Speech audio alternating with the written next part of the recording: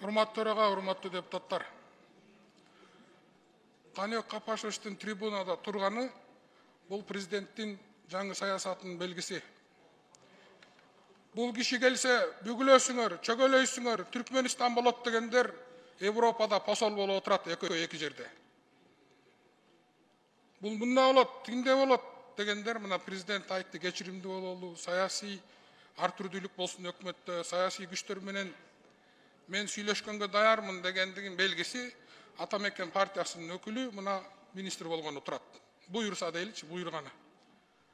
Каныбек Капашевич Ысык-Көлдүк аксакалдарга бир кайрылып койбойсузбу ушул жерден?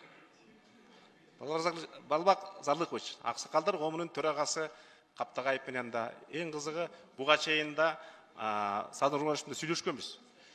Ал экөөбүз 10 жыл чогуу иштешкенбиз депутат. Анан президент Жапаров менен Ысык-Көлдүн аксакалдары мен бир да проблемам жок. Ортодо чыга калып эле президентке айрыкча кошомат кылам, көрүнөм дегендер бар. Ал Кыргызстанда болгон, мындайында боло берет.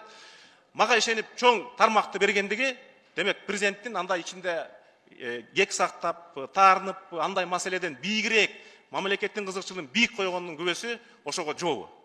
Жети Дубанда кеңешим болот, расмий эмес дебедиңизби? Бирок ошолорду расмий жарыялап атасыз да.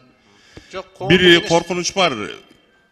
Бул оюңуздан кайтыңыз. Себеп дегенде ошол 77 кеңешиңиздин аркасында күндө 70 директор туруп калат.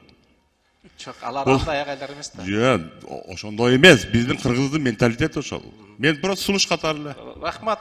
Кечирип коесуңар, мен кезек чыгып алдым. Анан Балбак Зарыловичке бир жакшыраак сөз айтып койсоңуз жакшы болот эле. Чоң рахмат.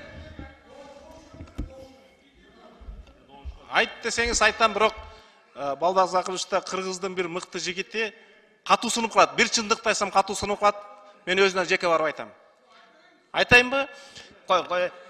Бу жерде мындай суроолорго жооп бергиле, андай нерселердин кереги жок. Анда мен спикердин кабинетинен айтайын, күбөнү чакырып туруп айтайын сизге. Жок, айтайын сизге. Каныбек Капашевич, сабыр кылсаңыз мындай сөздүн кереги жок. Саясат кылбагыла. Кийинки сөз